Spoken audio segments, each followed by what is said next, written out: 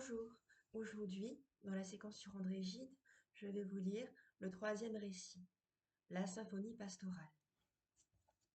Lorsque la symphonie pastorale parut, en 1919, le public averti s'étonna de voir un récit sérieux et pathétique succéder à l'alacrité bouffonne des caves du Vatican, 1914.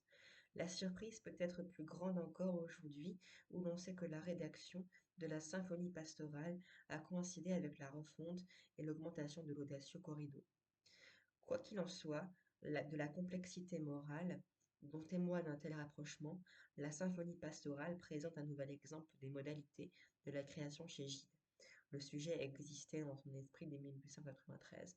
Il s'est trouvé ranimé par par la crise religieuse, traversée en 1916, mais il est traité par un écrivain dont les dispositions d'âme et d'attitude devant la vie sont alors très différentes de celles que semblerait réclamer le sujet traité. Gide révèle en effet que pour écrire son livre, il a été obligé de terriblement se contrefaire, ou du moins rentrer dans des plis effacés.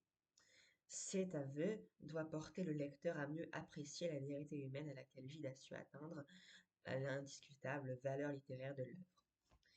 Établi pour l'écrire dans le petit village suisse de la Brévine, proche du Val-Travers, Gide donne l'impression d'avoir été assailli par le rousseauisme latent qu'il a toujours porté en lui.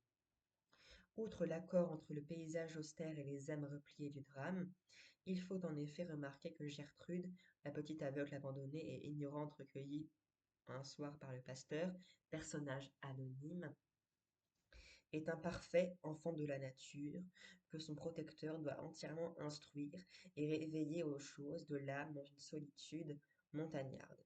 Mais là n'est pas l'intérêt profond du récit. Le pasteur est marié, chargé d'enfants, plein d'une vertu paisible et sans menace.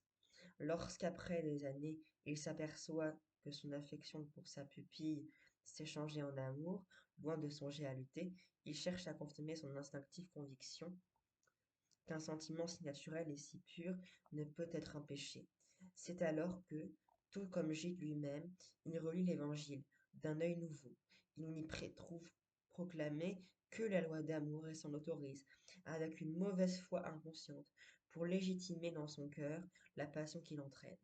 Le scandale, le désastre familial et la mort seront les terribles conséquences du piège tendu à une âme pieuse par le diable. Gide est fondé à dire que la symphonie pastorale dénonce les dangers de la libre interprétation des Écritures. Mon cœur devrait bondir de joie. Constitué par le journal du pasteur, le livre devait d'abord s'appeler L'Aveugle, titre symbolique écarté par Gide. Belle, instruite, parée de vertu et d'innocence, Gertrude porte déjà en elle un cœur de femme. Bien que ses yeux ne soient pas ouverts sur le monde, mais on parle de l'opérer, elle sait les lois et les vérités de la vie. Chez elle aussi, reconnaissance et affection sont devenues amour. En date du 18 mai, le pasteur note une promenade de la veille. Passant de la timidité pudique à la franchise toute simple, puis témoignant d'une habileté bien féminine à interroger en même temps que d'une curieuse aptitude au raisonnement, Gertrude là, mieux que toutes ses méditations, éclairée sur eux-mêmes.